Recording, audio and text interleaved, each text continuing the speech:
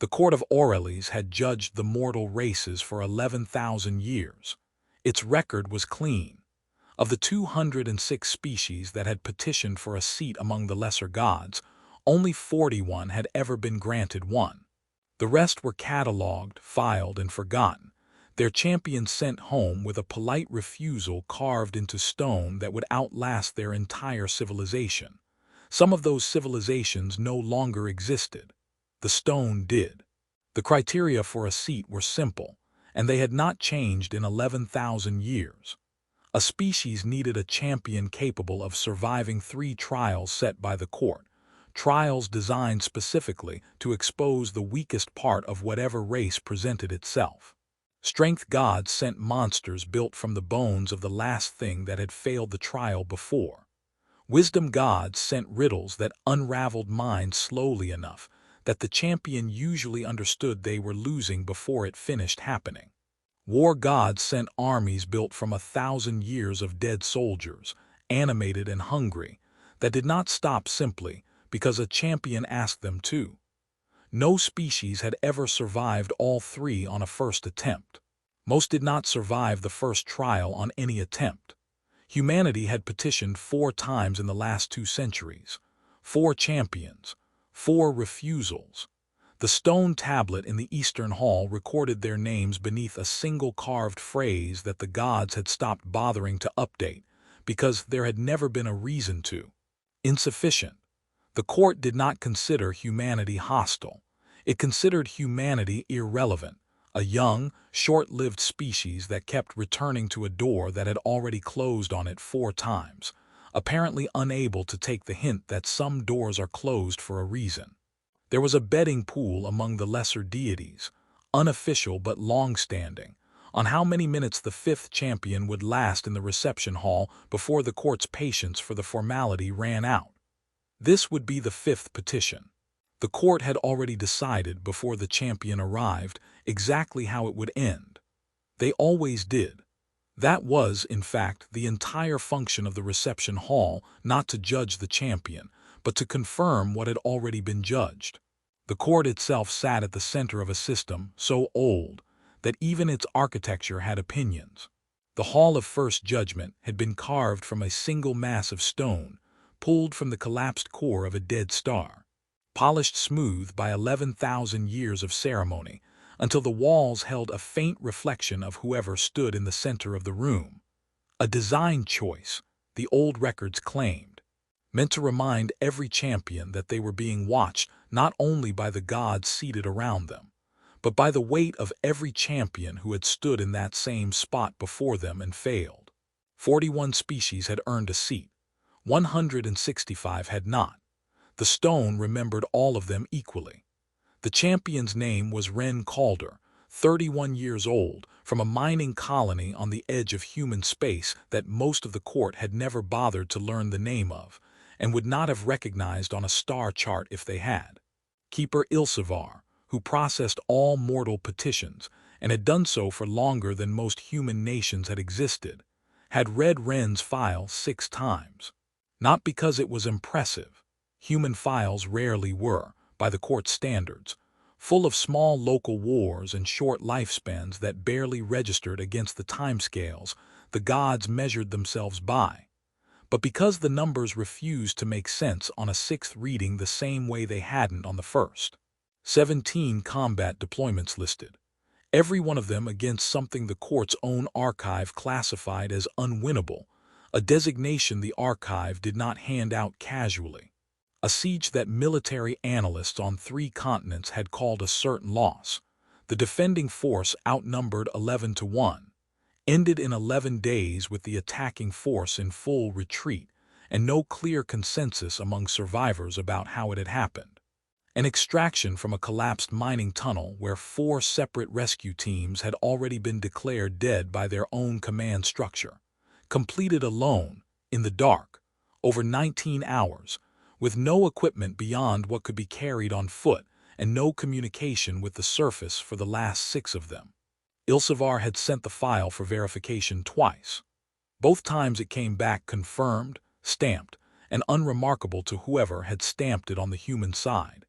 as if this were simply what the file was supposed to say, as if 17 unwinnable engagements were an ordinary thing to list on an ordinary service record, and the strangeness of it existed only in the eyes of a keeper reading it from outside. There was a line near the bottom of the file, easy to miss, that Ilsevar kept returning to more than any of the numbers. Decorations declined. Not lost, not forfeited, declined. Twice. Wren had not mentioned any of it. He arrived at the court's outer gate carrying a single pack and an old rifle that had clearly been rebuilt more times than it had been fired new. The stock replaced, the barrel relined, a strip of cloth worn soft from years of handling wrapped around the grip, found the quarters assigned to him, and began cleaning the rifle at the small table by the window before he had even unpacked the rest of his gear. He did not ask what the trials would be. He did not ask what the odds were. He did not ask, as the 4 champions before him reportedly had, whether the court had ever reconsidered a refusal. He simply waited, the way a man waits for a shift to start, not with dread, not with anticipation, just the flat patience of someone who has done difficult things before and understands that asking about them in advance rarely changes how they go. The escort assigned to walk him to his quarters, a minor attendant spirit named Corville who had guided nearly every champion in the last 3 centuries, later reported that the walk had been unremarkable in a way he found himself unable to stop thinking about. Every previous champion, every species, every temperament had asked questions on that walk, about the trials, about the court, about what had gone wrong for the ones who came before them.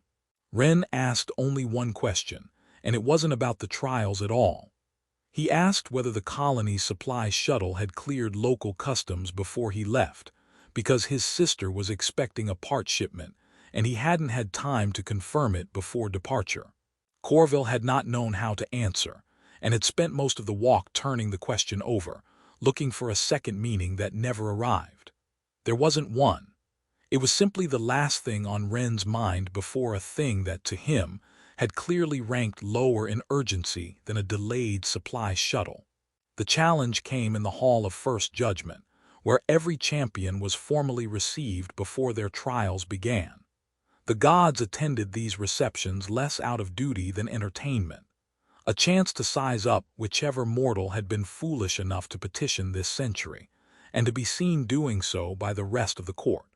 Thes, god of war, 3rd seat from the throne, undefeated in the court's memory across every recorded engagement, had a reputation for asking the opening question. It was, by now, a kind of tradition. Thes enjoyed establishing a hierarchy before the trials even confirmed it, the way a predator enjoys confirming the size of something before it decides whether the effort of the chase is worth it. He introduced the question the way certain gods introduce questions to mortals they've already decided are beneath the exercise, which is to say, with the timing and tone of someone who has prepared it, rehearsed it in the mirror of his own certainty, and is looking forward to the answer only because he already knows what it will be. It was not a question in the sense of seeking information. It was a formality, the same way a verdict read aloud is a formality after the sentence has already been decided. "Before we begin," Thes said, leaning forward on his throne of black iron, the metal groaning faintly under a weight that had nothing to do with mass, "I am curious. Your kind arrives every century or two, always so certain, always carrying yourselves like this time will be different. Tell me in all your species' short, violent little history, how many gods has a human ever killed?" Several of the lesser deities smiled. It was the particular category of smile that appears in rooms where a hierarchy is being reinforced rather than questioned. Amused, comfortable, unhurried, already anticipating the answer that would confirm what everyone in the hall already believed about the shape of the world and where humanity sat within it. A few leaned toward one another, murmuring the kind of commentary reserved for a performance whose ending is already known. Elder Vesitine, seated at the head of the judgment table, said nothing. She had pulled Wren's classified service record from the Mortal Affairs archive 3 weeks earlier, a record sealed even from most of the court, cross-referenced against 17 separate mortal military and intelligence agencies. She had been waiting for a discussion topic exactly like this one since the day she read it, the way a person holding a winning hand waits, without impatience, for someone else to raise the stakes. Thess was not being cruel, and it was worth noting that nothing in his manner suggested he thought he was. He genuinely believed the question was harmless, the same way a much larger animal might genuinely believe a smaller one poses no threat simply because it always hasn't. His confidence was not malice. It was certainty, built over 11,000 years of an unbroken record, and certainty of that age rarely bothers to check itself before it speaks. That was, in its own way, more dangerous than cruelty would have been. Cruelty at least suspects it might be wrong. "That's a fair question," Wren said, in the tone of someone who genuinely found it fair, not performed, not loaded, just a man answering what he'd been asked, the way he might have answered a supply officer asking about ammunition counts. "Do you want the confirmed count, or the total including the ones my government never officially acknowledged?" The hall went quiet in a different way than it had been quiet before. The first quiet had been anticipation. This one had a different weight to it. Thess's expression did not change, not yet, but something in his posture straightened by a degree that would have been imperceptible to anyone who hadn't spent 11,000 years learning to read a room full of gods. "The total," he said, after a pause that lasted slightly longer than he intended it to. Wren said a number. The smiles stopped. Not all at once. The way a wave breaks doesn't happen all at once either, the crest arriving first while the trailing water is still climbing. It stopped closest to Thess first, then spread outward through the hall, seat by seat, deity by deity, until even the ones near the back who hadn't been paying particularly close attention noticed that the silence in the room had changed shape, and adjusted their own expressions to match it before they fully understood why. "That is not a number," said one of the lesser gods near the back quietly, to no one in particular, as though saying it aloud might make it less true. Wren did not clarify further. He had answered the question that was asked, and he did not appear to feel any particular obligation to soften it, expand on it, or apologize for what it implied. Elder Vesitine rose. "Since we're discussing history," she said, with the precise neutrality of someone who had been waiting 11,000 years for a moment to require exactly this, "I took the liberty of pulling the relevant archive footage, since we have the time." It was not dramatic in the way the court's ceremonial recordings usually were. There was no music woven into it, no narration built to inspire awe, no dramatic framing of any kind. It was simply documentary, raw archive footage, time-stamped, sourced, cross-referenced against mortal records, the kind of record kept not for legend, but for accountability, the kind nobody thinks to make look impressive because nobody expected anyone would ever need to watch it in a room like this one. The first case was 211 years old.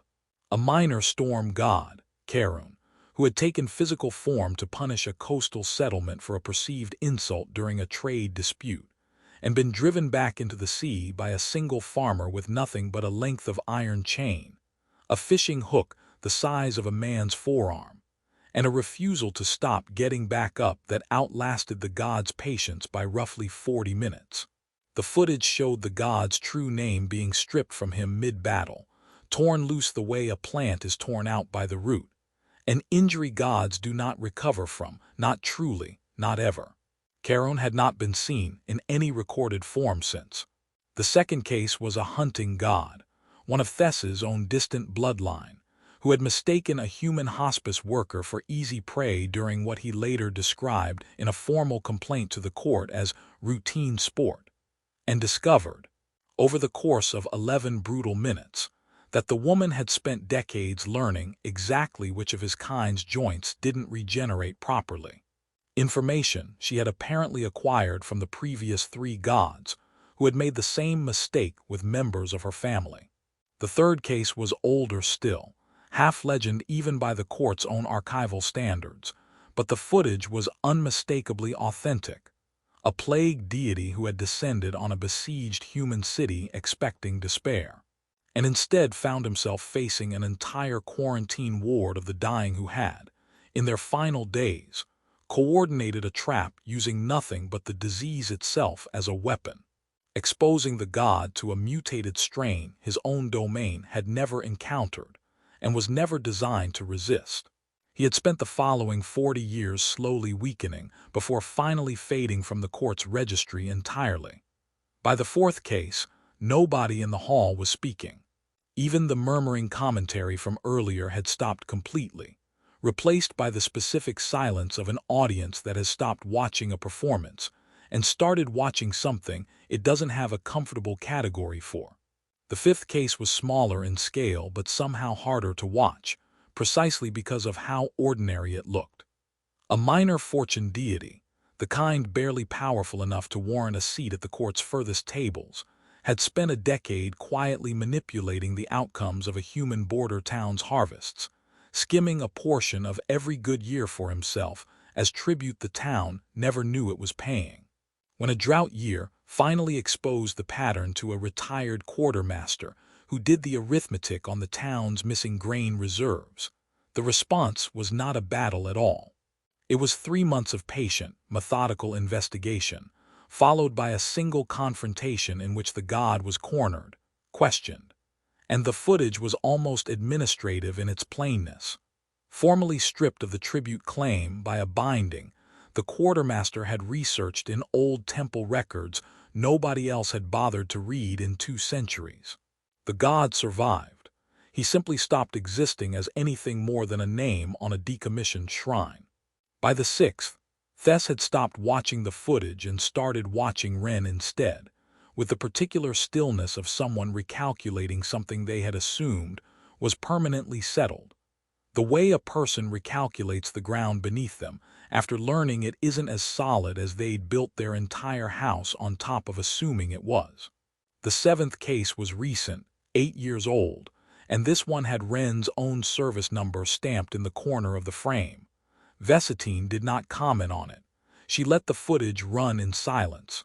A lesser war god, one of Thess's own direct bloodline, who had descended on a human evacuation convoy expecting worship, or at minimum panic, and received instead a single soldier standing between the convoy and the god for 4 hours across open, indefensible terrain, until reinforcements finally arrived. The god had not survived the encounter. Neither had most of his pride, according to the 2 surviving members of his retinue who had filed statements afterward. By the 8th case study, Thess was not smiling. He was watching with the expression of someone doing a calculation that was going to take considerably longer than the reception was scheduled to last. The expression of a mind quietly rebuilding an entire framework it had assumed, for 11,000 years, did not need to be rebuilt. Ren did not speak during any of it. He watched the footage the way the rest of the hall did, with the same stillness he'd carried since he arrived at the gate. Not satisfaction, not vindication, not the quiet pride of a man watching his own legend confirmed. Just the focus of someone watching a record of things that had already happened, and had already cost what they cost, and did not become lighter for being watched a second time. Thess stopped at the edge of the dais on his way out, and for a moment it seemed he might say nothing at all, that he might simply leave the way the footage had ended, without comment, and let the silence stand as the only answer the hall needed. "The number you gave me," he said finally, not turning fully around, "and the number in the archive. They're different by 6. The archive doesn't count the ones that were never confirmed kills," Ren said, "just the ones that were witnessed." Thess held that for a moment, long enough that several of the deities still seated in the hall would later describe it, in private, as the longest silence they had ever seen him hold, and then nodded once. Not in defeat, exactly. In the manner of someone updating a figure they'd carried, unquestioned, for a very long time, and finding that the update cost less pride than they'd expected and considerably more than they'd hoped. He left the hall without another word. No confrontation, No performance of humility for the benefit of the watching court. Just a god quietly recalculating the size of the world he thought he understood. Ren picked up the pack at his feet and slung the old rifle over his shoulder, the worn cloth grip settling into his palm the way it had settled 1,000 times before. He had 3 trials still ahead of him, trials that had ended 4 previous human petitions before they'd properly begun, and he did not appear to have any particular interest in the room's opinion of what had just happened in it. He nodded once to Elder Vesitine, not a bow, not a gesture of gratitude, just an acknowledgement between 2 people who understood exactly what had been set in motion, and walked toward the door the trial officials had opened for him. Elder Vesitine watched him go, then opened the court's standing ledger, the record kept for 11,000 years, the one that had never once needed correcting, the one where every refusal since the founding of the court had been written in the same steady hand. Beside humanity's petition number, where 4 previous entries read insufficient, she wrote 3 words, "Already earned it." She did not close the ledger immediately. She sat with it open for a moment, the way a person sits with a decision they have been waiting a long time to make, and then set the pen down and looked toward the door Ren had walked through, toward the 3 trials still waiting on the other side of it. Trials the court had built, over 11,000 years, on the assumption that no one walking through that door would ever make them rewrite the first page.